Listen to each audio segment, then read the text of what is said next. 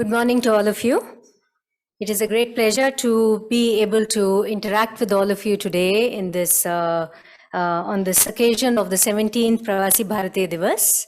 It's a great pleasure also to have several of the leading members of the Indian community in Korea, and our very special guests, Sushant Sahasrabudhe and Anupam Tripathi here present in person, and my colleagues at the embassy. It is a pleasure to welcome you to these celebrations of our Pravasi Bharatiya Divas. The convening of the Divas this year is well timed as we are celebrating Azadi Ka Amrit Mahotsav across the country and abroad to mark the landmark of 75 years of India's journey as a nation.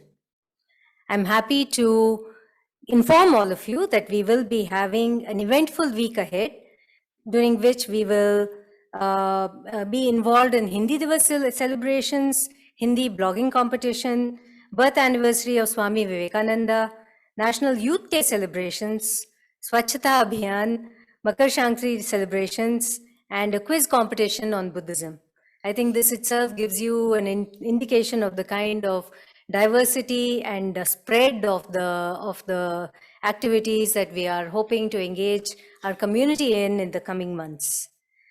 The current restrictions on interaction that are in place due to COVID-19 have forced us to move today's celebration to a hybrid platform, though we had very much hoped to have far more of our community present here so that we could have more opportunity for interaction and exchange. But this is the situation that we have to deal with right now, and we have to make the best of it.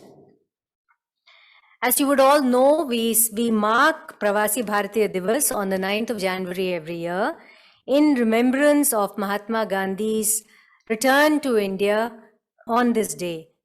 There can never be a greater Pravasi than our Mahatma, and we believe that our motherland always welcomes all our Indians overseas with the same kind of affection and kindness with which we greeted and received the Mahatma so many decades ago.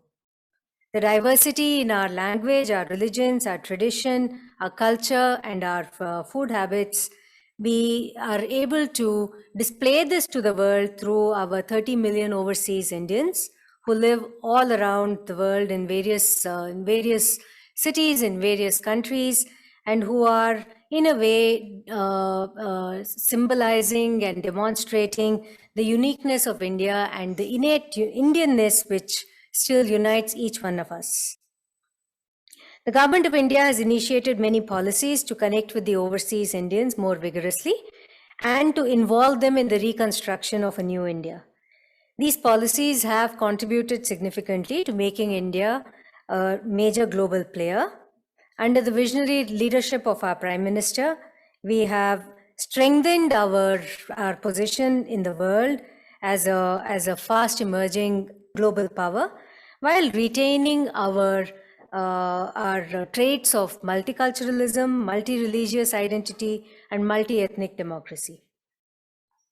The world is seeing India with a great deal of optimism and hope, and nations around the world are keen to engage with us and forge a common destiny in which peace, prosperity, and development are our fundamental mantras. Friends, India and the Republic of Korea share a special strategic partnership, and I am deeply grateful for the contribution that has been made by the members of our Indian community in this country in supporting our development and in supporting our bilateral relationship. Our community members have contributed significantly towards the development of these ties, be it Dr. Sahasrabudhe working in the field of vaccine development, or be it Mr. Tripathi in the field of arts, Dr. Satpute in the field of business development, Ms. Balaika in the field of the corporate world, Dr. Mukul Basu in the kind of work that he's doing to support the needs of community, to support extend humanitarian assistance. The good work that is being done by our community is much appreciated by the Korean government and the people. The Government of India has tried to meet the demand which is arising around the world for constant communication and connectedness with our community. And in order to facilitate this communication, the global Pravasi Rishta portal has been launched on the 30th of December 2020. This has been highlighted by our Honorable Prime Minister and Rashtrapati ji in their addresses at the PBD convention earlier this month. In fact, in the conversation that I was having a short while ago with some of our community members, this was a question that was raised, and I forgot to mention it at that point. But the portal that you had referred to and sought, the Global Pravasi Rishta portal, can in fact meet that requirement as well. During the time of the pandemic, we have been benefited by the kind of ready assistance which our community associations have extended to us, and the efforts in this context that have been made by the Indians in Korea, who managed to organize relief material to support the efforts of the Indian government to tide over the difficulties that we faced during the second wave of the pandemic last year. The extensive outreach that was conducted to Korean companies was during this second wave enabled our community to identify and source the critical medical supplies that were needed in India at that time. The embassy has remained engaged with the Indian community throughout this period and has tried to remain as accessible as possible in all possible means, through all possible means. We have tried to identify the specific needs of our community at various points in time and to meet those needs. For instance, early on, one of the major problems that was being faced was the difficulties in sourcing masks, and this was a kind of a small but practical need that had to be fulfilled. And we tried to, we sourced these masks from the embassy and made this available through our community organizations to the community. We have also been taking steps to improve the efficacy of our consular services at this time, and some reforms have been taken in response to problems which have been voiced by our community.